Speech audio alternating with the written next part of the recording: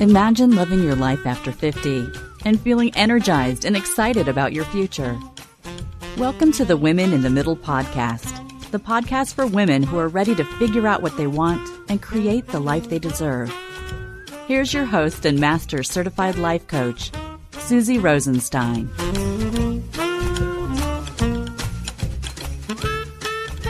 Hey there, today we're talking to someone who ended her 25-year toxic marriage to a controlling husband, and we're also going to be hearing about how she gradually regained her independence through her love of hiking. Let's go. Welcome back to the podcast Women in the Middle with over 1 million downloads and counting. I'm your host, Susie Rosenstein, your master certified coach and midlife mentor, and I am so glad to be here with you again.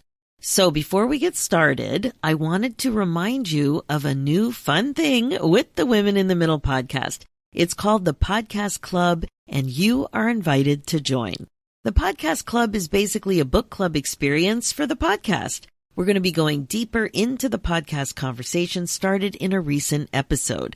This is a super easy club for you to be a member of. You get a Zoom call with me once a month, an easy-to-use podcast Go Deeper guide with thought-provoking questions to help you apply what you're learning on the podcast to your own life, and also some fun surprises along the way, including prizes. And you'll also be able to chat with me directly and share your thoughts with other like-minded women because we're all on the call together. So don't waste another minute. It's shockingly affordable. So check it out and sign up at www.susierosenstein.com and click on the Podcast Club button. And I can't wait to see you in my Zoom square.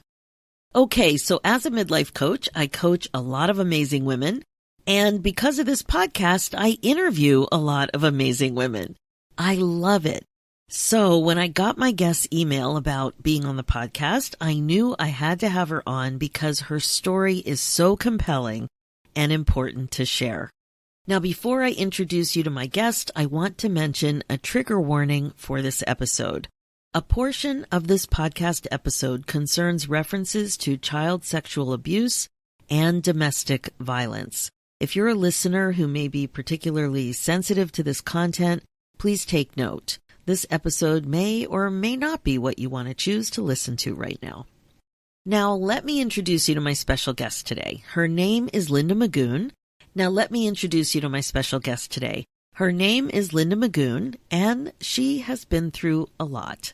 She's the author of Live Free and Hike, Finding Grace on 48 Summits, a journey of healing and self-discovery atop New Hampshire's White Mountains. Linda changed her life after ending her 25-year toxic marriage to a controlling husband. She gradually regained her independence and rediscovered her love of hiking in the White Mountains. Linda set a goal to climb all 48 of New Hampshire's 4,000-foot and higher peaks. With every upward stride, she cautiously rebuilt her life. But less than a year later, she had another huge and shocking setback. Linda found herself in a downward spiral as she processed the guilt, shame, and sadness of being married to somebody who was so infamous. By climbing each challenging summit, she found the internal strength needed to overcome the uncertainty surrounding the worst period of her life.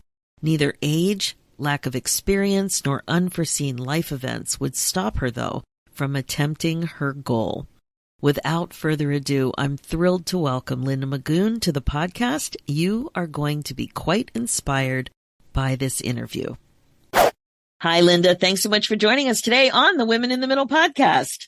Thanks for having me, Susie. So glad you're here. We're both in the East Coast. You're in New Hampshire, which is so, it just seems so beautiful. I have to say it's a state that I haven't really hung out in. I hung out a lot in Cape Cod and Massachusetts and Maine, but not really in between there. That's funny. I think New Hampshire has it all. We're a few hours from the ocean, a few hours from the mountains, a few hours from the lakes, all within a half day's drive. So it's beautiful here, and I love it. Oh, beautiful. Okay. Well, I'll certainly put it on my list because in my heart of hearts, I am an East Coast girl. I'm originally from the Philadelphia area, even though I'm in Toronto now. But it's raining here, so hopefully the rain won't mess with our fun at all. and we'll just get going on a really interesting interview. I have to say, when your request came in to be on the podcast, I was like, whoa, I have to talk to her. Hopefully in a good way. Oh, yes, definitely in a good way. So, you've been through a lot and you've written a book, and we're going to be talking all about that. But let's get started with talking a little bit about what was going on in your 40s before you made your big change in your mid 50s. So tell us a little bit about what that was like. Sure. So, in my 40s, I was married and had been married for a number of years.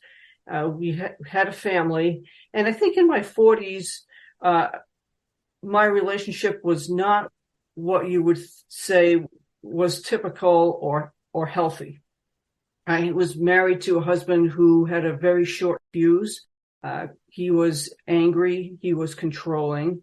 And when I was in my 40s, I think I was in a mode of surviving versus thriving, right? Walking on eggshells, doing my part not to make him mad, because that had consequences.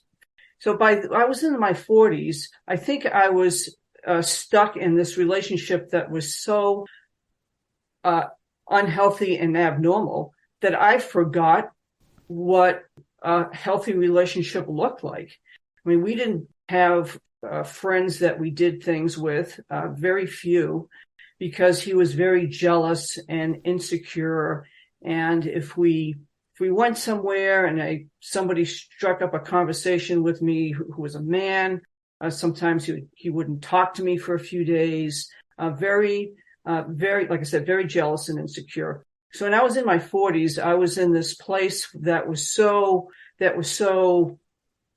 out of sync that I didn't even know it. It was just surviving, get up, go to work, take care of the family, come home and do what I had to do. There was no dreaming and, living the life that you desire and, you were just any in of it. that. It was, yeah. So it was very, but at the time you do what you have to do.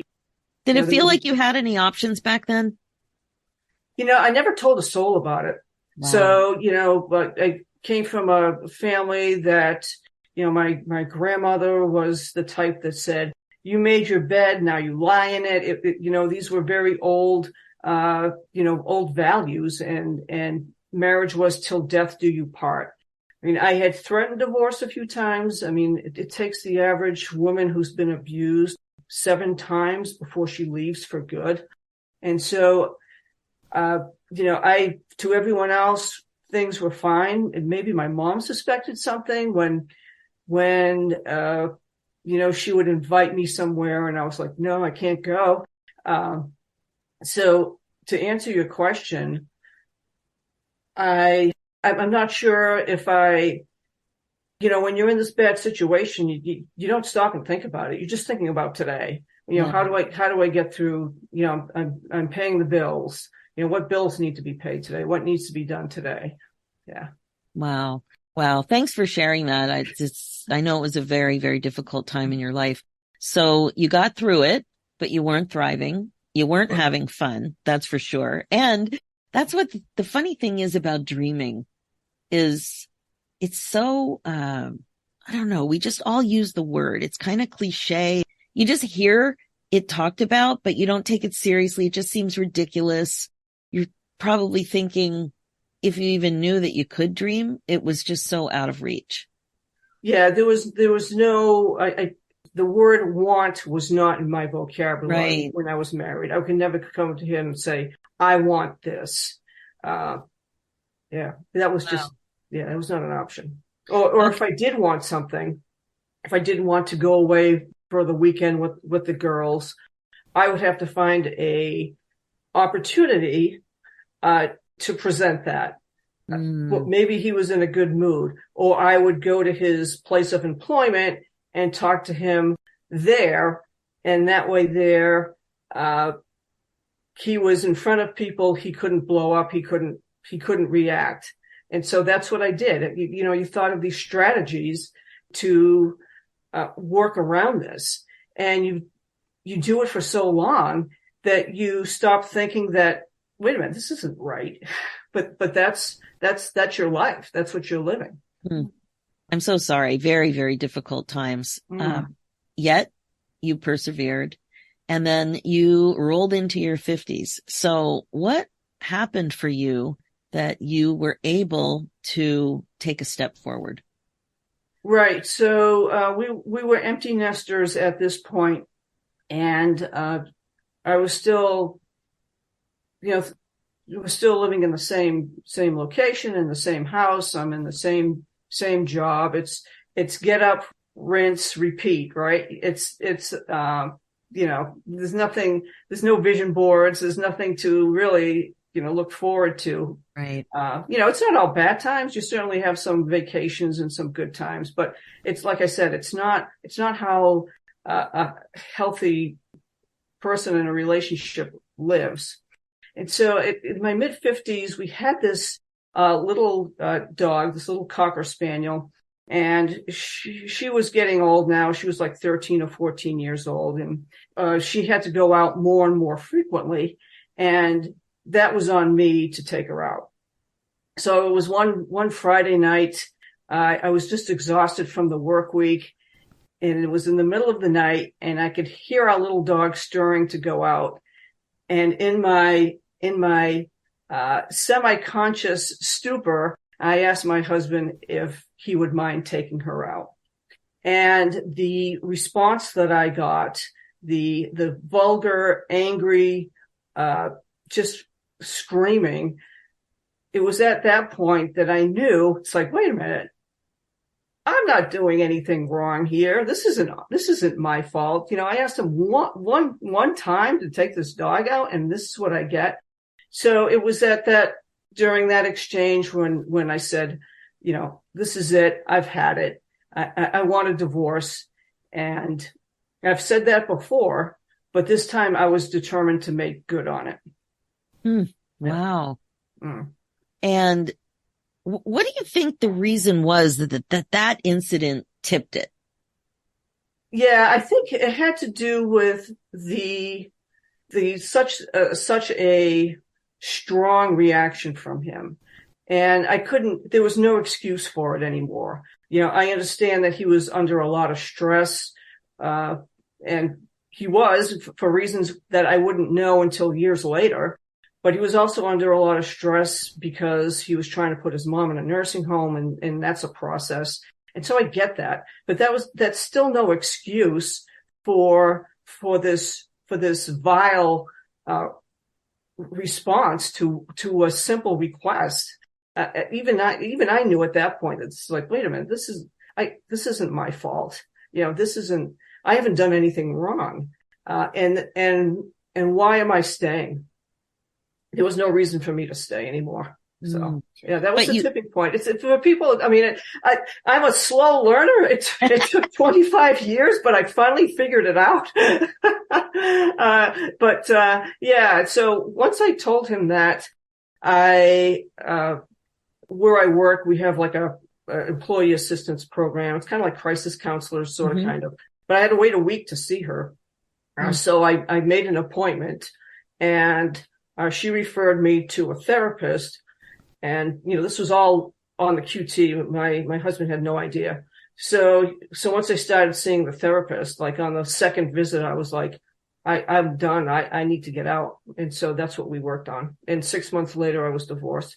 So once I made that decision, to pivot and to change my life, things happened very quickly. I felt like I had started to roll the ball. It took a lot of inertia to get the ball rolling. But once I did, things happened very quickly.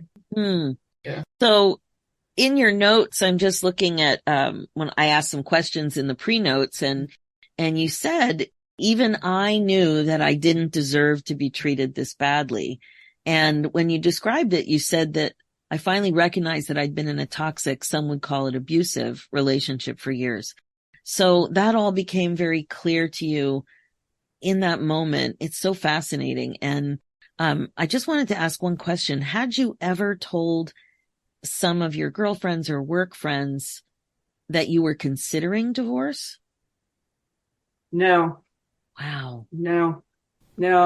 That crisis counselor, and she was so important. Everybody in this process was just so vital. Yes. To this new life that I've created for myself. She was the first person I told. And so I know a lot of your listeners and your clients are thinking, well, why didn't she leave sooner? And that is a question that gets asked a lot in domestic violence situations. In my situation, my husband was never physical with me, maybe once or twice. Maybe he would, few times he would throw his fist back and threaten, but it wasn't physical with us, because I think we both knew that would cross a line. And so he didn't have to be physical with us. So why did I stay as long as I did? For a few reasons. One is, again, I think it was the values that my parents and grandparents had. Yeah. And that was till death do you part. You made your vows, work it out, that type of thing. Second reason was, the family, what would people think? What would the neighbors think? What would our family think? What would my coworkers think? There was all of that noise. And the third reason why I stayed was that I sort of was inching my way towards divorce. But I remember one time I went to the courthouse to pick up the divorce paperwork, and the stack of papers were that thick. And I was like, I can't do this. This is just too overwhelming. It was. Oh, it's too overwhelming. If you're in a situation that's so unhealthy, trying to file for divorce, you don't have the bandwidth for that. You don't have the money for an attorney. So you just stay. Sometimes there's a saying, the devil right? Yeah. And so a lot of people stay for that reason. I think I want to emphasize to your listeners that chances are that there's somebody in their circle of friends that, if they're not being abused, they're in the same situation I was. Things aren't that great. And, it's important for you to recognize those signs. Like for me, I had to be home, right after work. There was no, going out after work, or, if I was late, I had to account for that. So that's, signs like that. If your friends are like, no, I got to get home, or if their spouse or partner is always checking on them, always calling on them, under the guise of being, supportive, or, those are all signs. Those are all signs that something's wrong. That there's an issue there, and ask, I'm just, a couple of things are really coming through so clearly, like the amount of courage it took for you to trust yourself in that moment with the dog, was unbelievable. I don't know if it was courageous. I think I was just like half asleep. It wasn't like, I'm going to build up the courage to ask. I was just so zonked from the work week. I just could not get up and do it, because I had been all week. It was worse than taking care of a kid. I had like 2 hours of sleep each night. I just couldn't do it anymore. And so, that little dog, was really the, as you say, the tipping point. And I think there's a tipping point for a lot of folks, but, mine just happened to come in, when I was about in my mid 50s. Yeah. Well, it took a lot of courage. And then the other thing that happened for you is when you did take a step and you were able to lean on your EAP, you got incredible support. I mean, you did have to wait, but right. Wow. I mean, that, not everybody is so satisfied, and you got the help you actually needed. Yeah. It was fate or coincidence or whatever that I got the right counselor at the right time. And she asked all the right questions. And that was, she was concerned for my safety, for my personal safety.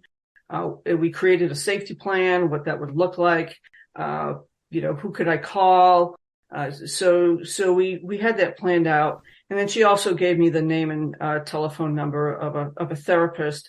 And that worked out very well too, because we connected right away. And, I think I think we still do have a pretty good relationship. And, like I said, I filed for divorce. Oh, maybe, let's see, like 3 months after that incident, moved out like a month later. And then in 6 months, the divorce was final. So like I said, it seems quick. Yeah. So with her help, like I said, it took a while for me to get there, but once I started putting things in motion, for me, I knew there was no going back. And, he didn't even try to fight. He didn't say, gee, I'm sorry, please come back. Let's go to marriage counseling. He was just like, okay. So, and I was like, fine, I'm out, done. Wow. Yeah. Wow, Linda. All right. Yeah. So you get divorced and you have a book now. So what happened in between? Where did you get this idea to start hiking higher and higher and really pushing your life in that uniquely yours, that direction that was uniquely yours? Right. So my divorce became final in the summer, and it reminded me of just getting out of college when, the world is your oyster. You can do what, it was so liberating. I could go out. I could stay out as late as I wanted. I made new friends. I started doing new things, and it was just like, every day it was just amazing. I mean, I just couldn't believe how happy I was and how unhappy I was looking back, and not, you don't even realize it, Right. how unhappy you are when you're in this situation. So during this time, I rediscovered my love for hiking, because it was something I had never done while being married. It was something I gave up, right? You kind of lose your soul a little bit when you're in this type of relationship, because all you're trying to do is just, like I said, survive. And so you give up things that you enjoy. Now, how did you remember though that you liked hiking? Because honestly, this seems like such an obvious question, but with my clients, so many of them say to me, but I just don't know what my passion is. Oh, and yes. I have an exercise, right? It seems like, of course, we should know what makes us happy, but for a variety of reasons, we don't. And for you were very disconnected and you were really rediscovering yourself, but rediscovering ourselves in midlife is a common theme. Fortunately, not everybody's situation is as stressful and intense as, and painful as yours was, but it can be very painful and frustrating to be stuck. So an exercise that I take my clients through is called the Happy Highlights from your book of life. And we specifically go on an exploration through the different chapters of our lives to look for little moments of joy. And I believe so strongly that what made you happy, even as a kid, there's a reason it made you happy. And maybe that's the thing, or something related to that thing, something that's inspired by that thing. It's highly likely to make you happy again. So I can't wait to hear what you were doing in your younger years that had to do with hiking. Where were you up to? Easy question, Susie, because I grew up in a very rural part of Massachusetts. And so playing outdoors for hours was a thing back then. I enjoyed following my dad around in the woods. We would look for mushrooms together, and he was a avid outdoorsman himself. He liked to fish and hunt, and so I followed in his footsteps in that regard. And also my position, my job at the time was an outdoor job where I got to go out in the field quite a bit.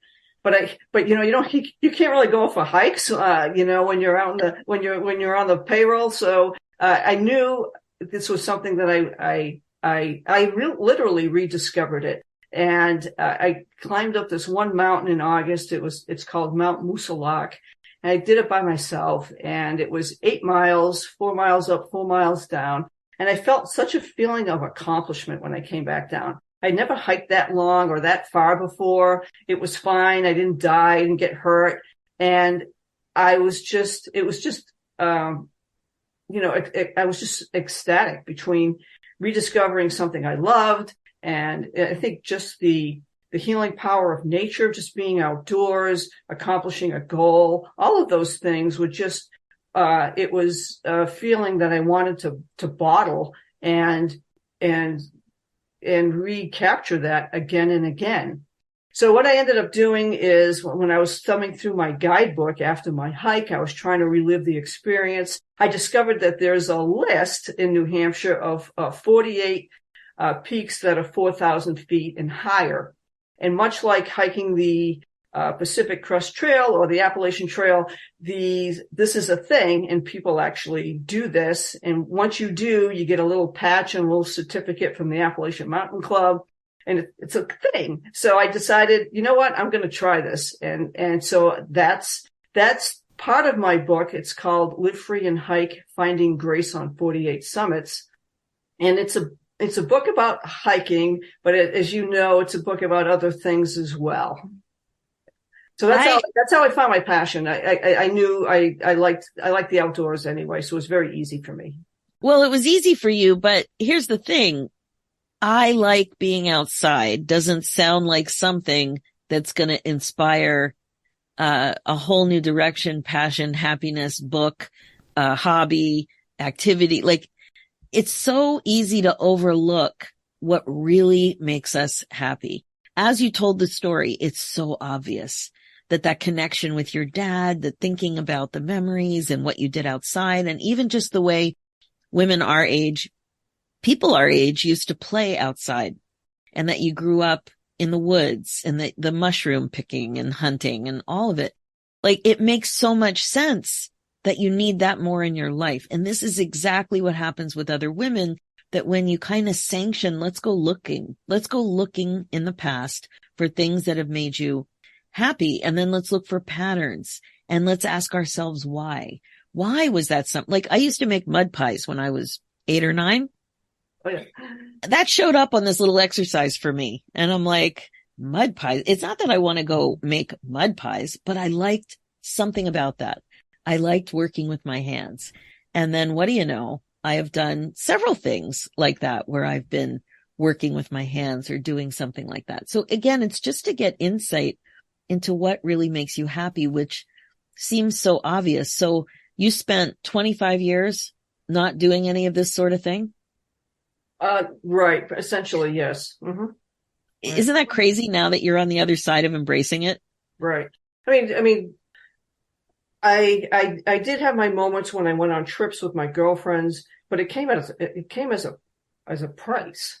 You know, I had to be strategic about it. I had to put it on the calendar. I had to tell him at work so he wouldn't, you know, it was so hard to do something. But for me, the another pivot was meeting a life coach like yourself, somebody who said, you can have anything you want, you know, thoughts become things. You know, if you can, you know, think about what you want, not the how, but what the want is. That's and right. For me, you know, I wasn't even divorced. I was divorced 6 months.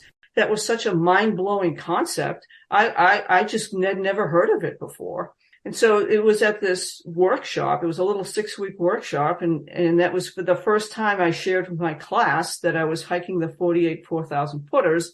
And I had wanted to write a book about it. I wanted to write a book about hiking and how, like, you know, I'm in my mid 50s. I know very little about hiking the higher summits but I learn as I go, and I kind of stumble and fumble and bumble my way up from summit to summit, getting a little bit smarter with each hike, and, you know, building my confidence and building some character, and you know, each hike tries to build on the one that's previous. So you know, it was, for me, it was just it was almost, I almost had an out of body experience when there was this the concept that the universe will deliver. You just have to put that thought out there. It was just like, what?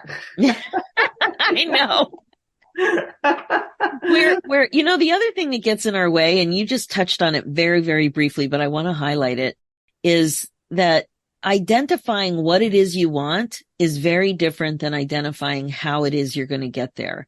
Absolutely. And what we do as overachieving women is we go too quickly into the how, and it completely squishes our dreams because we don't have the answers yet. And it's when you're trying to figure out, well, how am I going to write a book, or how am I going to go on 48 of these summit to summit hikes and learn stuff that I don't know and deal with all the things. It's very easy to say it's too hard. It's too scary. I don't know if I can do it. And then those kind of thoughts, without checking them and being aware of them, can squish that dream. But allowing that dream to become foundational and learning how to trust yourself that you'll figure it out, which clearly you did figure it out. And you even said you don't even know all the things when you start it, but you keep doing and you build up the confidence and whatever. That was really key. So not only did you really appreciate that you can dream stuff and you can create stuff and you can really live that life, but you also figured out how to allow that dream long enough to be foundational so that you could build the trust and confidence. A huge skill. Yeah, it is. It was a good dream to have, because it was something that it was out of reach, but not too far out of reach. You know, I knew I was healthy enough to try to do this.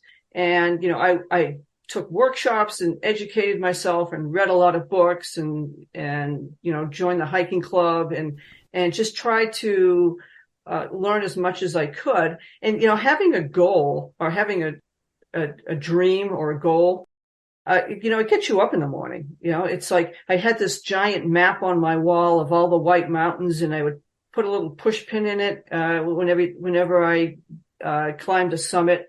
And having that reference every day, that vision board, I didn't know it was a vision board. Yeah, That's totally. exactly what it was. You know, I didn't realize it at the time, but all of that really was beneficial to getting to this point where I finished the summits and I finished the book. The book takes a turn where a very unexpected turn. I don't know if you want to talk about that. I do, but hang on one second. Okay. I can't help but notice something you said that it's kind of funny. You said the goal was out of reach, but not too far out of reach. And that's hysterical because these are 4,000 foot summits. I mean, if something's not far out of reach at 4,000 feet, I don't know. Anyway, that just made me laugh. Well, one step at a time, right? I mean, literally, it can be overwhelming if you look at my 48 peaks. Are you kidding me? But you know, if literally one step at a time. Yeah, and just the other thing you said is that the goal gets you up in the morning, and one of the things that's come up many times in this podcast is the importance of not just focusing on the goal, but also focusing on acquiring the skill with as much happiness and joy as possible, because literally you spent way more time hiking the 48 summits than you did achieving the final goal of having them all completed. That moment of appreciation at the final goal was much less than however long it took you. How long did it take you to hike that many? It took almost 4 years. Wow. But the goal is what steered your efforts. And amazing. And I also love that you just mentioned that it was a vision board. It was absolutely a vision board. I know today sometimes people will track things like where they've been in the world and whatever digitally, but we grew up using push pins. And I love that you did that. Did you frame it as well? Did you have it framed? I didn't have it framed. I had it mounted on a poster board. Perfect. And yeah. So I had that on my wall. I used the map, so I had to take it down off my wall. It's full of holes though, but yeah, I still use that map. Hilarious. Yeah. Okay. Yeah. So yeah, tell me what happened. I want to know about the experience of reaching that goal. Tell me what that was like when you're up there. I have never done anything like this, so I'm really going off your description. What was it like for you? You mean to finish the 48? Yeah, when you were up there. Yeah, it was, you know, I don't want to give it away, but, it was amazing. It really was. My, niece and her husband, finished the hikes with me because we did an overnight backpacking adventure. So it was special to celebrate that with them. Nice. And, my sister, her mom and her husband were in the parking lot waiting for us when we came down, with a bottle of champagne. Some people bring the champagne to the top, but I was not going to carry that, away. I wanted it cold when I reached the parking lot. Did you feel proud of yourself? Oh, absolutely. So, Absolutely. I mean, yeah, I mean, it was huge. Like I said, it took 4 years to accomplish. I hiked in the winter. I hiked in the spring. I hiked in the fall. I worked full time, so I had to juggle all of these things. And so, yeah, it would have been very easy to quit. A lot of people start it. Not too many people finish it. the people who finish it do you guys have a little Facebook group or something? There's a lot of Facebook groups out there for the 4,000. Really? Oh, yeah, yeah, yeah. This is the other thing that's interesting to me is you lived in New Hampshire. How long have you lived in New Hampshire? Almost my whole life, which makes me almost a native. Yeah. Wow. And you didn't know about this little subculture going on. No. Fascinating. Yeah. Yeah. Wow. That is such a great reminder that when you're looking at your world, your life with the lens of opportunity, you're going to find stuff. But when you're not looking that way, this was right under your nose. You're an outdoor girl. You've lived there your whole life. And this is a huge thing that you didn't even know existed right there in your state. No, I mean, I think there's a Facebook group for everything now. So, if you're still exploring, there's Meetup, there's Facebook groups. Absolutely. Okay. So yeah, let's talk about what happened. So this was less than a year after we were divorced. I was, I was renting my own place and just really at the top of, I just never was happier. Doing new things, and I'm hiking these mountains. And I had just finished hiking one of the most scenic trails in New England, the Franconia Ridge Trail. It's like a 9-mile loop. I had just finished that, and a few days later, I received a phone message at 5:30 in the morning from a friend of mine who said, "I'm so sorry to hear about your ex-husband. Let me know what I can do." So I didn't know what he was talking about. And I didn't know if he had been in an accident or if he had been killed or what had happened. So I pulled up the local news station, the news reports on my phone to find out what he was talking about. And I found out that he had been arrested the previous day for child molestation. Oh my. Yeah. Yeah. And so it's in the book. And so the process, the criminal trial process and my emotional process, obviously things take a wicked turn, at that point. Yeah. Oh, okay. It's not good on a podcast to be speechless. No, I was speechless too, because he was, the I don't want to say pillar of the community, but no one ever expected this. He may have been a jerk to me, and he could have been friendly to everybody else, but no one expected this behavior. And I, like everyone else, was in shock and in denial. It's just like, this has got to be some sort of mistake. This can't be. And usually with cases like these, there's usually more than one victim, right? And so it was played in the media quite a bit in the hopes, I think, that more victims would come forward. And that's exactly what happened. So eventually, if one person comes forward, maybe it's, you have your doubts, but when multiple victims start coming forward, then you know that there's got to be something to this. And so the book spends some time on the criminal process that plays out over 3 years and my emotional process that plays out over 3 years, because, there's support groups for domestic violence survivors. There's support groups for sexual abuse survivors. There's no support group for a family member of a perpetrator. And so here I was again, trying to navigate something all by myself. But, thank goodness I was still engaged with my therapist at that time. Oh, and also I became re-engaged with my life coach too. And that, that was very difficult because that was very public. And, a huge setback for me was that this was in the media so much. I had no idea when a story was going to break. None. I wasn't part of the criminal justice process. I wasn't a witness. I wasn't asked to be a witness. I was just kind of on the outside. And so I had no voice. And so I never knew anything until it broke in the paper. And if I didn't see it, I missed a story. Wow. So yeah, it was not a great time. Wow. Wow. So Linda, that is just so much. And, thank you so much for sharing it. I honestly cannot believe what that was like for you. If you could just remind me, what was the amount of time? What was the timeline between you experiencing extreme joy and satisfaction and self-pride for your accomplishment and when you found out about this?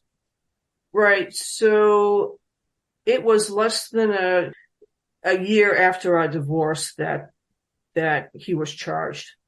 And like I said, it was that time when I thought I was at my happiest. I was trying new things. I was making new friends.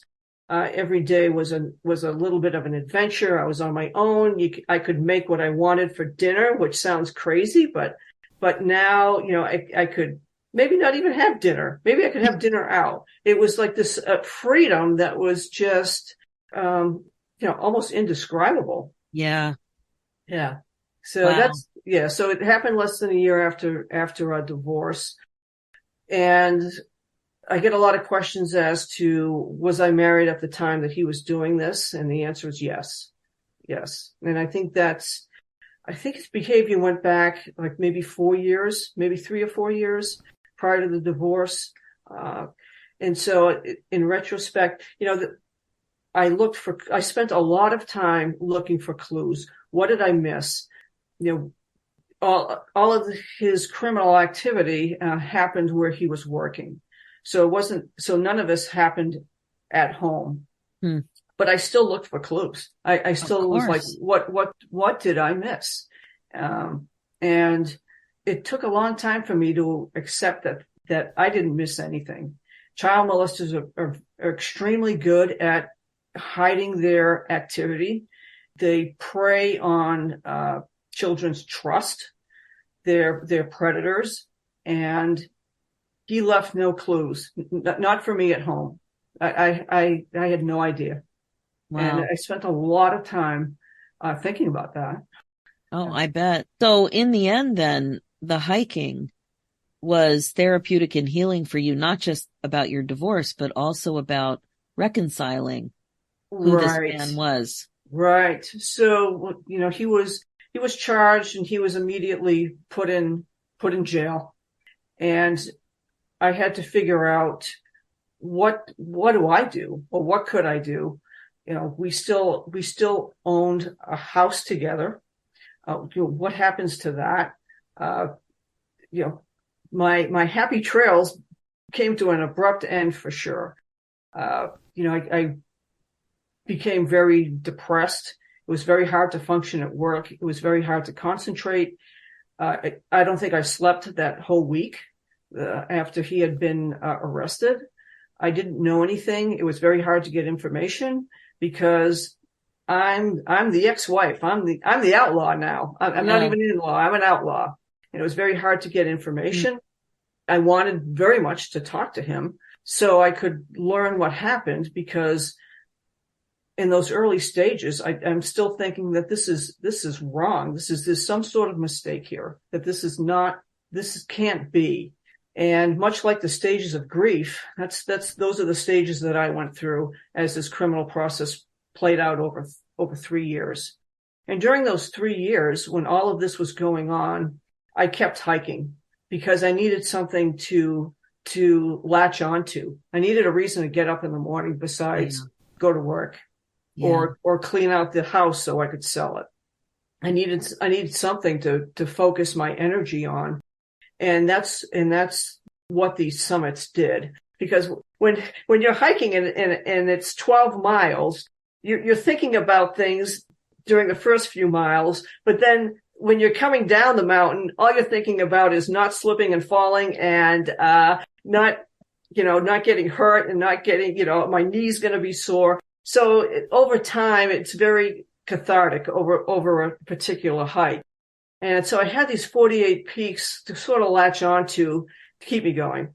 And that's why it took the criminal process 3 years to play itself out. And it took me 4 years. And coincidentally, I finished the 48 just a few days after his final appeal was heard. So they almost like bookended together. It was really strange. Well, that is strange. And it probably makes it easier for you to turn that page on that chapter, with that kind of concrete closure on his stuff. It doesn't mean that you're completely, I don't know. How are you doing in terms of your own resolution of him being in jail? Right. So that's a process. I've come to accept that he's essentially serving a life sentence now. And so he'll probably, I don't know if he'll ever get out of prison. I don't think so. People ask if I have contact with him, and I do not, because it just doesn't serve me. But I think he's where he is to keep the community safe. He can't be around children anymore. I spent a lot of time asking myself why he would do this. And I just don't know if I'll ever know the reason. Mm-hmm. So, wow. Yeah. Well, so now that you have your book, when was it published? It was published in June, so not too long ago. June 2023. Right. And so now you're a published author, so you must be learning a little bit about marketing. I'm learning a lot from you. Love your website. Wow. Yeah. So it's available on Amazon. Where all books are sold, of course, and on my website at lindamagoon.com. So yes, the challenge is now that it's been published, is to get out and start talking about it and start creating some buzz about it. So yeah, I'm learning as I go. Oh, that's your strategy, and that's an amazing one. So again, the book is called Live Free and Hike, Finding Grace on 48 Summits.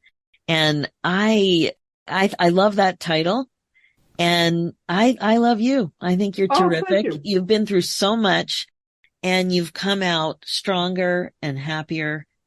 And I love one of the things in these pre-notes, I always ask my guests, what are the main lessons that you learned from the whole experience as you transition forward? And one of the things you said was progress is not always linear. Sometimes we have setbacks.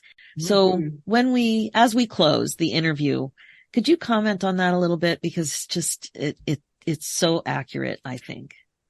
Sure. So my emotional progress throughout this worst time of my life, you think, that you're going to get better and stronger each day. And then for me, a story would break in the newspaper, or someone would come up to me and say, hey, I don't know if you read this story, but blah, blah, blah. And I would just regress. I would just go back to the tremendous sadness. I was never, people said, weren't you angry? Not really. I was just very sad, And so just when you think you're getting better, something would happen, and it would be a test of your resilience and your resolve. And it's okay. It's okay to go backwards. It's not it's part of the healing process. I think it's your ability to keep going, to bounce back one step at a time. Sometimes days were so overwhelming, I would break it down hour by hour. Like, okay, today I'm just going to put my feet on the floor. Now I'm going to get dressed. And that's how, I got through the day. So yeah, it doesn't have to be linear. Yeah. Yeah. That's reality. That is reality. And the other thing you point out is that emotionally, you learn to ask for help. Healthy people ask for help. Right. I was so glad that you mentioned that, because as you tell your story, I know when you're in the situation you were in, it can be very hard to ask for help because you don't really have the accurate perspective, or the belief that you deserve better, as you told your story. But yeah, you didn't ask for help, and you didn't talk to people during that very long phase. And then once you did, it's so striking how quickly you received help. You were offered help, you received help, and you dove into the help. So healthy people ask for help, but what about people who aren't healthy? Right. I think, we talked earlier about some of the signs that someone may be in a unhealthy and an abusive relationship. And I think you need to have that antenna and look for those and maybe ask questions, why is your partner calling you 5 times a day at work, to make sure you're there? Why are they, calling you or wanting you to be home right away? And you can't deviate from that. Sometimes you have to reach out and ask someone, are they okay? Are you okay? Yeah, that's great advice. Yeah. So Linda, you've been through so much. I was wondering if there was an organization or a website or something that you could share that you found really helpful. Sure. So as I mentioned previously, I was never, or very rarely was I physically abused. It was all anger related, and it was very toxic. He wouldn't talk to me for days if I asked for a request. So I started exploring some websites, and I came across one called loversrespect.org. And although it was meant for younger people, it's the website included a quiz you could take. It was about 20 questions to determine whether or not you were in an unhealthy relationship. And when I was going through my change and thinking about filing for divorce, I took the quiz and I scored so high. I took it again and threw some questions. And again, I scored so high that there was no question that I was in an unhealthy relationship. So I was searching. I wanted to validate in my mind that this was not right. And so loversrespect.org is a great website for folks to use no matter what your age. And there's also another, I'll give you a national website. It's called the National Coalition Against Domestic Violence. And their website is hotline.org, HOTLINE.org. Their number is 1-800-799-SAFE, SAFE. And they have advocates there that are 24/7 that can man that hotline. The website has both websites have quick escapes. So if your partner is monitoring your website, you can get out of it very quickly. You'll want to know how to erase your browser history in case they're checking up. And so those are a couple of resources. And when you connect nationally, they can connect you to your local crisis center, your local shelter. And every state has one. They're required to. Linda, thank you. Thank you so much. If you would like to get a hold of Linda's book, it's called Live Free and Hike, Finding Grace on 48 Summits. You can find it on Amazon and all the places. And to get the contacts that Linda just shared or other details about our episode, of course, you can just get it in the show notes. Linda, thank you so much for everything today. As you mentioned in your pre-notes, fear doesn't mean you can't. It just means you haven't. So thank you so much for sharing your very, very important story and all of the progress and joy that you've brought into your life. We wish you all the best. Well, thank you for having me, Susie. Okay, that's it for this episode. So powerful, right? There's so much here to process. I just love how Linda started to believe in herself and in her ability to finally focus on and connect with what she actually wanted. Linda focused on her dream and her goal, and that kept her going, one small action and one step at a time. She loved the process part of her dream too, not just the outcome. And she enjoyed moving her dream forward immensely. She loved the whole process with a ton of joy. She loved it.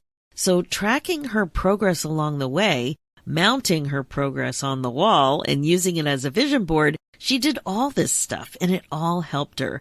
Vision boards can really, really be useful with this kind of a goal, with so many goals. So Linda's courageous story really shows that progress isn't always linear. Setbacks are a part of life. She knows firsthand that it's never too late to start over. but it is important to keep going literally, as she says and as she does, one step at a time. As you know, this podcast is all about how to love your life again after 50. It's really all about coaching you to be more intentional and to incorporate mindfulness into your life as a regular practice. This is how you put yourself on your agenda. My focus as your midlife coach is to help you get unstuck, clear, and focused on your current values and priorities so you don't have regrets. I can help you create the success you're looking for. I know I can.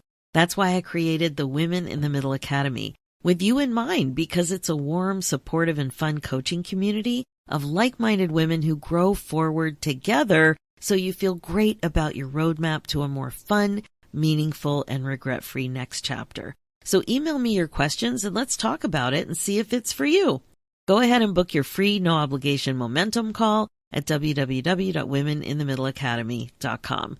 Want to grab a breakthrough coaching call? Head over to my website at www.susierosenstein.com and click the Coaching and Workshops tab, and you'll see the booking link there.